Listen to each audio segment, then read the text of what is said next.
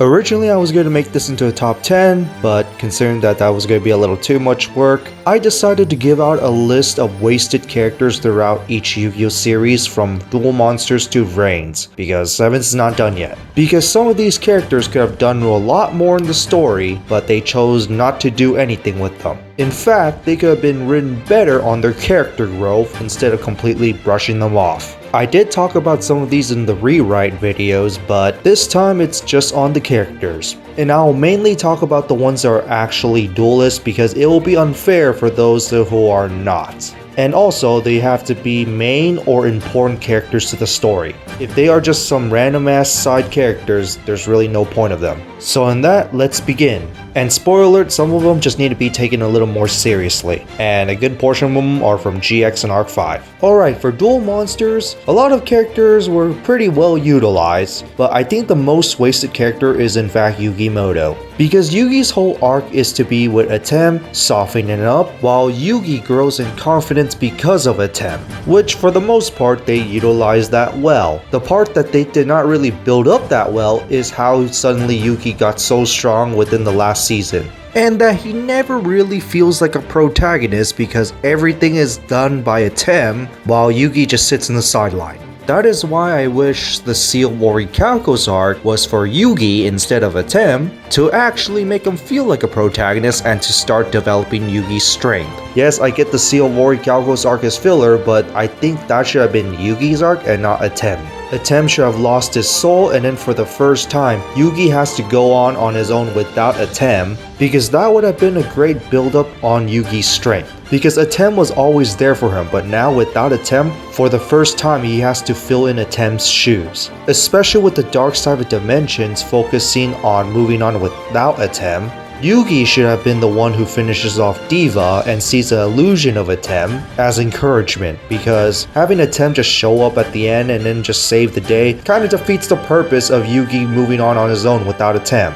So basically, just build Yugi up a little better. And then for GX. Alright, let's start off with the main rival to the series, Chazz. He just needs to be written a little more seriously, and his rivalry with Jaden was somewhat built up properly within the beginning of the story, and then they turned him into a joke until he became a Society of Light member where he was starting to take it a little more seriously again, and in Season 3 they trashed him, and in Season 4 he's just strong again. Yeah, Chazz just needs to be written a little better. 1, he needs to be written a little more seriously, of course. And 2, remove that tsundere Chazz part, because that's how people can't take Chazz seriously. He could have played a big role of being a serious rival to Jaden by being a super strong duelist, especially because he is an Obelisk Blue student and he was considered one of the best, but most of the time they wrote him as a joke, and then when they do want to take him serious, at least they did, but for the most part Chazz just needs to be written better.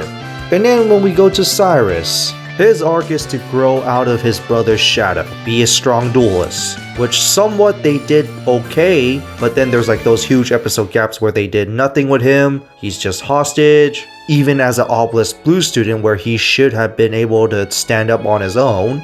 I mean, he did stand up to Zane and that was pretty impressive, and even though he lost, that means that he could have grown even more. But at Season 3, they did practically nothing with him, like most characters, where they could have gave him an arc to stand up against the Supreme King. Because 1, he was the one who abandoned his best friend who's been there with him at day 1 at Duel Academy, and he should have felt responsible for making his best friend into the Supreme King. So as much as I love the Axel arc standing up against the Supreme King, I think that role should have been Cyrus. Because like I said before, he's been there with Jaden since day 1. And since he recently just abandoned his best friend, which resulted to the Supreme King, Cyrus should have felt responsible for that.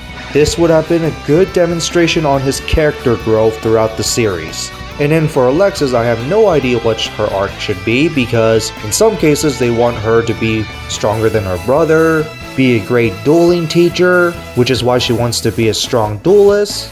But in my take for Alexis, I would want her to be a strong duelist just to be a good teacher one day. And all of that is to make her family proud. And then for 5Ds, after the Dark Signer arc, Aki did not really do anything, which her whole arc could have been be strong for Yusei and grow stronger as a duelist for her parents. But it's even worse for Rua and Ruka. For Rua, they took away his signer role for Crow, So in my take for Rua, as much as I will respect the writer's decision to change Throw into a Signer, Rua will still get his life stream dragon in his duel against Divac, because at least he got his Signer dragon. And then for Ruka, they also practically did nothing with her after the Dark Signers arc, and both of them had a rivalry with Iliaster Noble, that being Luciano, which they did nothing with after their one duel against him. They really should have got a rematch against him, which they sort of did against Aporia, but I meant as Luciano individually and not Aporia. And then there's Team Ragnarok. For Team with Gods, they practically did nothing after their one duel against Team 5Es. They really should have participated in the final battle, considering that they also have some special eye powers, and they have gods. And then for Zexal, it's a very difficult one since most of the characters in Zexal were actually utilized really well. I think at most, Dr. Faker should have done a redemption arc after his arc of being the main villain. Even a small one would be good. And then there's Aphis. He was written to be a very important character, especially a big obstacle to Yuma, and he also has a rank 13, but after that one big duel with Yuma, he did nothing other than sacrifice himself. In fact, as a protector of Astral World, he should have participated more in the final battle against the Variants. Like for one, instead of completely sacrificing himself, he should have fallen against someone like Dawn Thousand, just to demonstrate Dawn Thousand's strength, as he also has a rank 13, and a rank 13 is a godlike card. But in that, Zexal's characters were pretty utilized pretty well. And then for Arc 5, oh boy.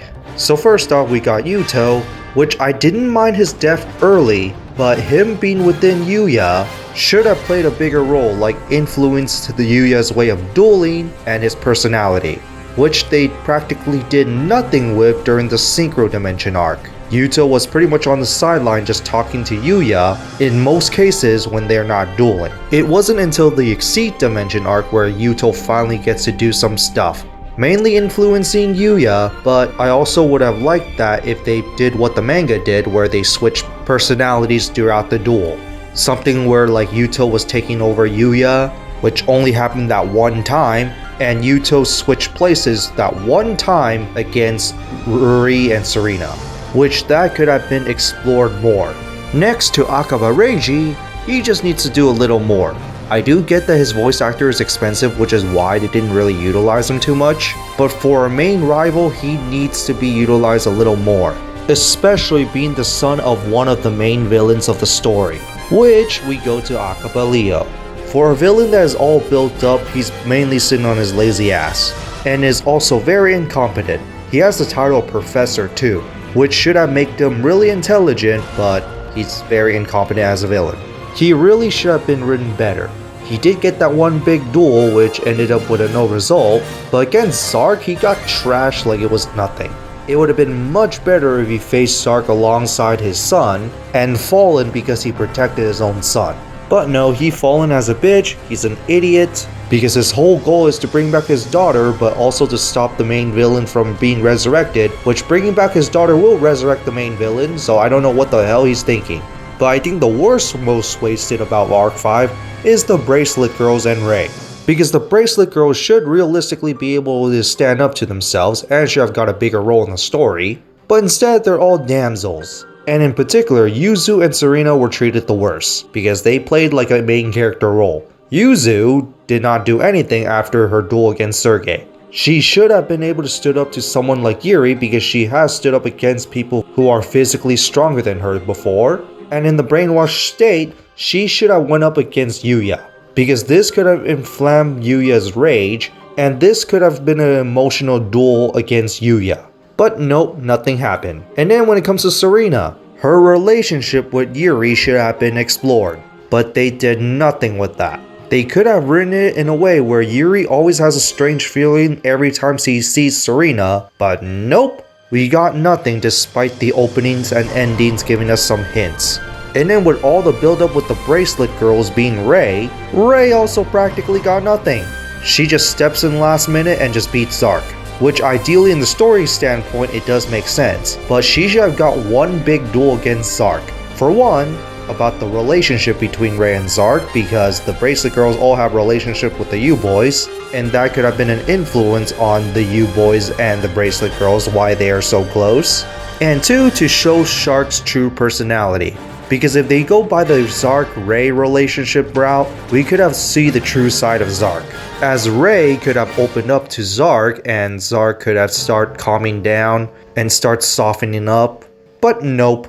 And now to Vrains. Most of the characters were utilized pretty well in Vrains, but the most wasted character I would have to say is Queen and the chess pieces of Soltec. Queen is probably the worst one, because she just got trashed out of nowhere. Even though she, along with the chess pieces, were built up to be probably one of the biggest villains in the story. But the writers slowly erased the concept of them as the story goes on. Really should have got the Soltec arc. And then another batch of wasted characters are basically the Lost Incident victims. Not Yusaku or Takeru. And maybe not Jin because he just needs to catch a break. And Wendy's partner is dead. But Spectre probably just needs to do a little more in my opinion. And that also goes for the other Night of Hanoi members that is not Revolver because they practically did nothing after their one duel. And we also got Miyu, which did nothing at all. Other than be a motivation for Aoi, Miyu practically did nothing. In fact, knowing that her partner is dead, she probably should have had an arc where she should have lived up for her partner's name.